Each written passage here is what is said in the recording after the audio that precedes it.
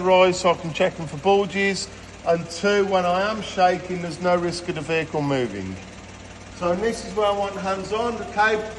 Checking my brake hose there. Shake.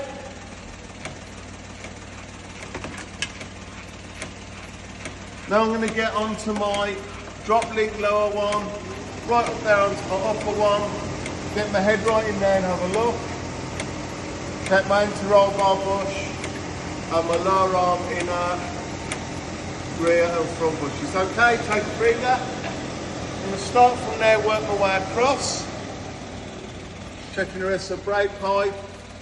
And then checking across, carefully you don't burn yourself on the exhaust, it's quite hot now. But as you can see, I can look right up this area where I couldn't before, give it a shake. And that's why I don't have it too high. I can see the areas of the brake pipes now which I couldn't see before. And make sure it's all getting your hands on everything so you can feel and see all your components.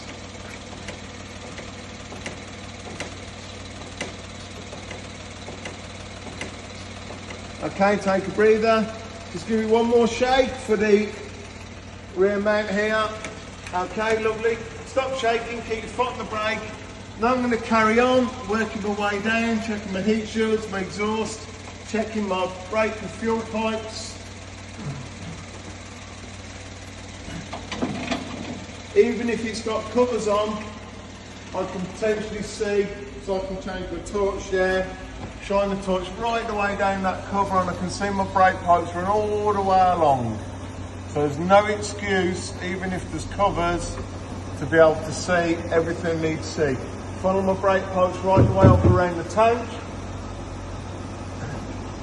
Handbrake on and off. On, off. Good. And again the other side. Okay. Checking my exhaust security.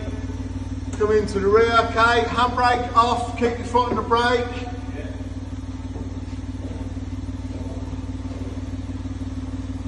And my flexi hose is here now, so I'm checking that. And on my fuel pipes and my filler neck. Working my way across. Top of the fuel tank. Coil spring, making sure you're checking the bottom of those coils, because sometimes the end pigtails snap off. Is a common one. And then working my way back up along the vehicle, looking for any issues with corrosion, such as the sill areas, structural areas. Obviously I've had a look at my subframe as well. My next area is going to be jacking the front up. Just pass us my wheel trucks there please, Cole. And before I jack the front, I'm going to chop the rear wheels. Because shortly I'm going to need him to take the foot off the brake, and there won't be the handbrake on, so I don't want the car to roll whilst it's on the ramp. I'm going to leave a small gap.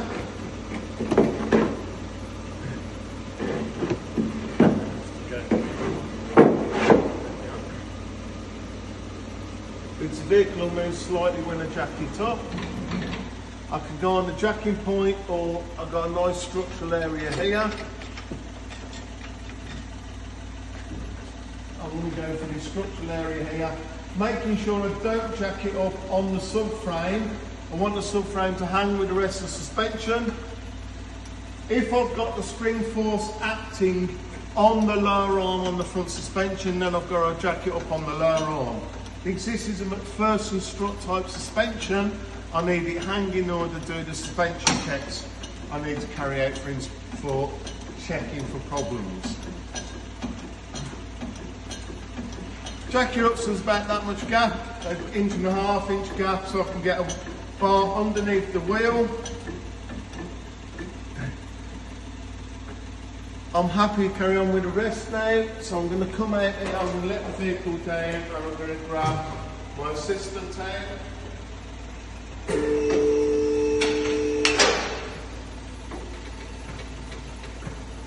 Make sure you let it all the way down. Don't let him step off the ramp partway in case there's an injury. Health and safety is paramount when you're being observed. And any other time for that matter.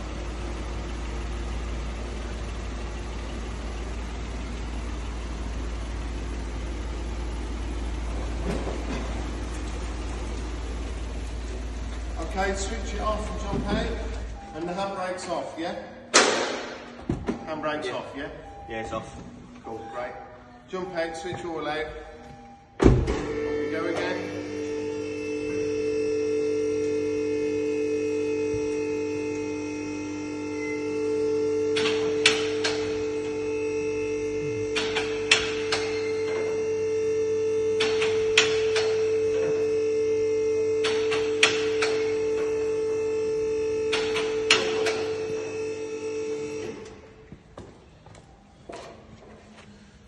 Here's my lever bar, decent fulcrum. I'm going to start off, hand on the strop, make sure you note the suspension is moving. In a second, Thomas, I'm going to want you to do that. Grab the wheel side to side and in and out, top and bottom, making sure your fingers aren't going underneath and slightly to the side. Checking my nuts, feel the tyre there. I often make a note of the tyre size 175 60 18 right down on the check sheet so all the tyres match across axle. Then I'm going to check my sidewall, give it a spin, have a listen and feel in case of the wheel bearing, full lock, steering lock's on.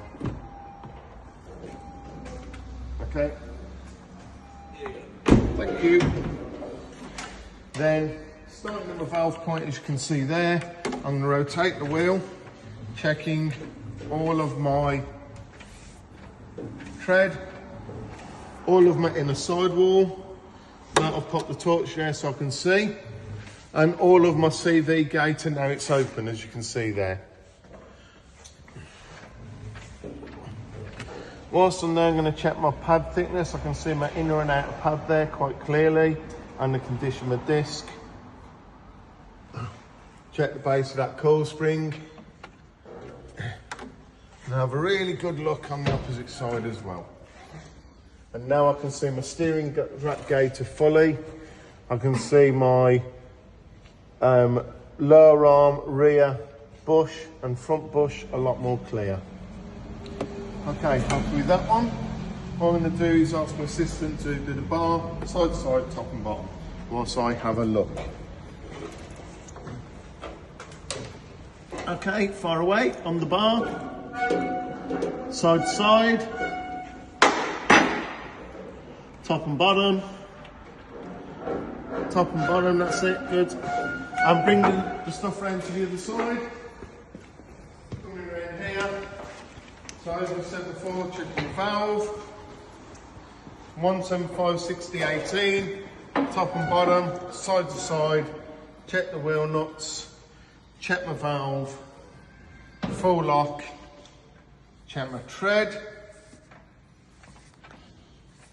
check my inner sidewall, check my CV gaiter,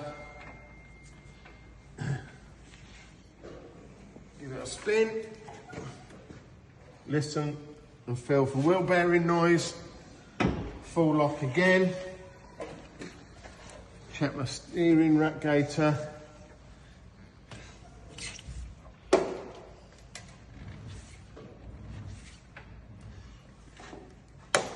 back to the centre, and again we're going to be doing the bar under the wheel, feeling there. Let's have a look, side to side, top to bottom, okay? Okay, ready with the bar? Ready? Yep. And side to side, top to bottom. Lovely, thank you. Just put the bar on the block at the rear.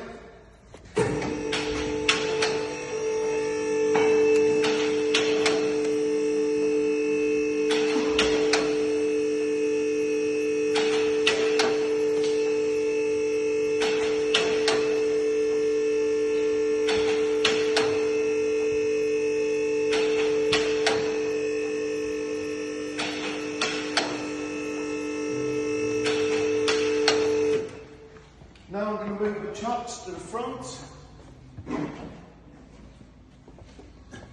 So as I let the vehicle down, the vehicle can't roll.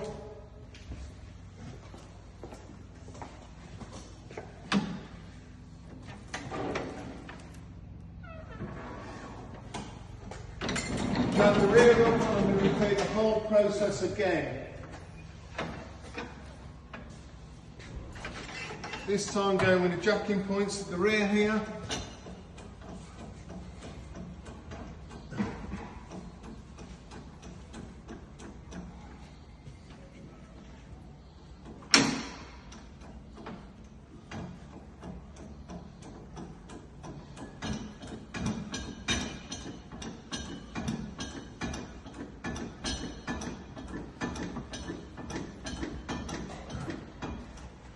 And whilst I'm underneath, it's far easier for me to check the sidewall, 175/60/18, and check that core spring.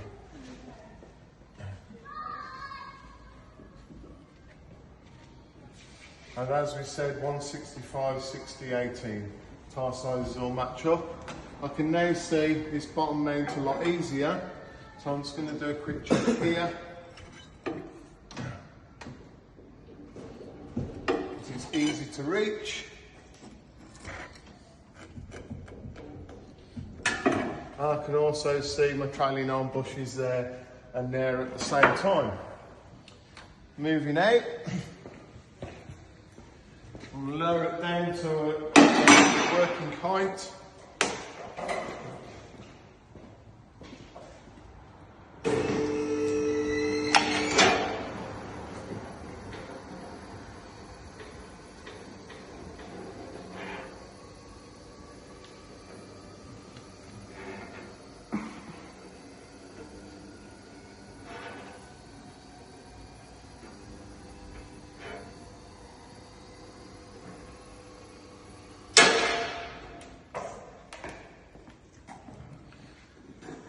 Check the bar again, so now I can get into my top mount. Check the nuts. In this case it's a brake drum and there's no inspection area to look at the brake lining. Some vehicles do have a bung you can remove to look at the inspection area. This vehicle doesn't have them. Spin, listen and feel for wheel bearing. Check there, could you do? Again, top, bottom, side, side, and bar. Okay, top and bottom, side to side. Lovely, and we'll move over to the other side.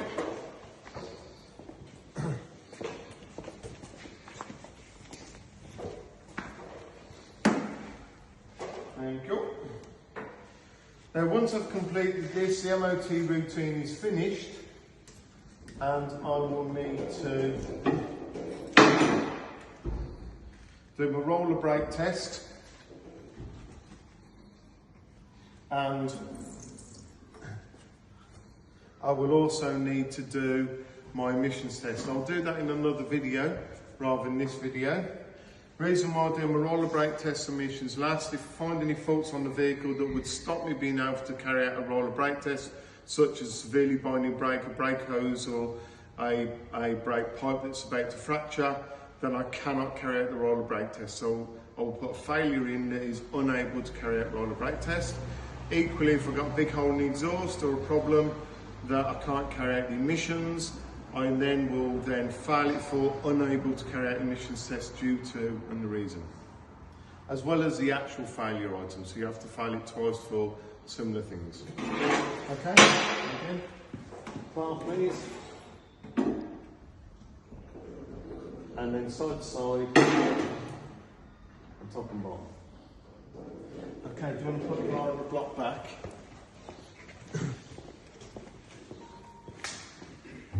Final element then is I'm going to let it down.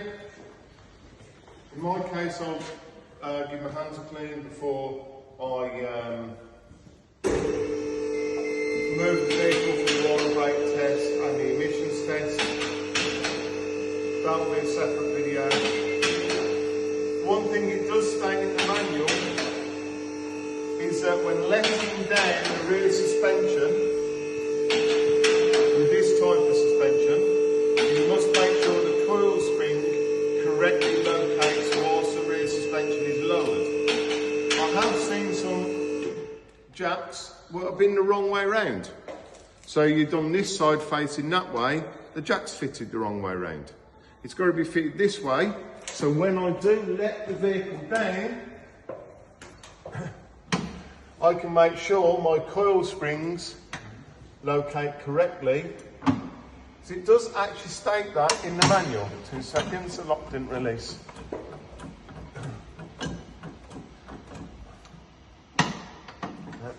I'll go a bit higher.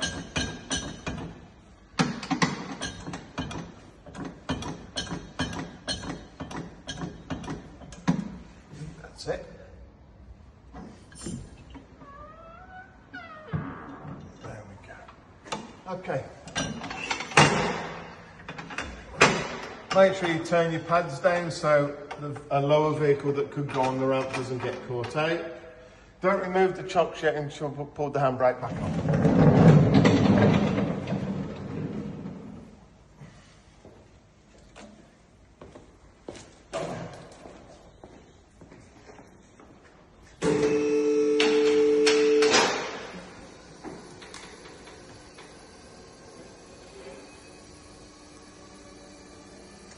Once it's all the way down, Thomas, do you want to jump in the vehicle, pop the handbrake on, I'm going to remove the chocks and then just drive it through to the other side of the roller brake tester.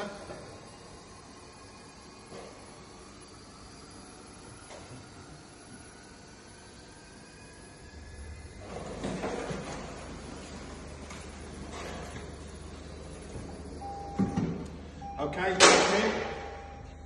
Handbrake on. Thank you. Chocks away. And try to reverse it the way through for us.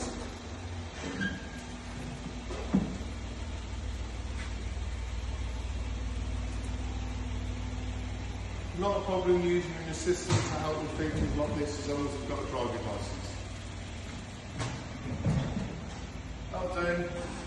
I'm going to stop the video now because the other videos will be doing the roller brake tests and the emissions. Thank you everybody. Good luck with your MOT qualifications.